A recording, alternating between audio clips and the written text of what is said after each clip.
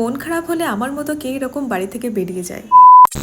সকালে ব্রেকফাস্ট করতে করতে একটু নাইকাটা ঘাটছিলাম। অনেকদিন ধরেই ভাবছি হেয়ার অয়েলিং করাবো, কিন্তু সময়ের অভাবে আর হচ্ছেই না। তার উপরে এরকম ল্যাথখর হলে কি করে হবে। তো মা একটু হেয়ার অয়েলিং করে দিল। শ্যাম্পু করার পর আজকে মনে হচ্ছিল পুরো তেলটা ওঠেনি, আমাকে আবার কালকে শ্যাম্পু করতে হবে। ও তোমাদেরকে তো একটা কথা বলাই হয়নি, কালকে এক্সামের জন্য সকাল থেকে পড়াশোনা করছিলাম। হঠাৎই নোটিশ আসে কালকের এক্সামটা পোস্টপোন করা হয়েছে, আর এই এক্সামটা আবার 17 তারিখে হবে। হঠাৎই প্ল্যান করলাম সানাম তেরি কসম মুভিটা দেখতে যাব।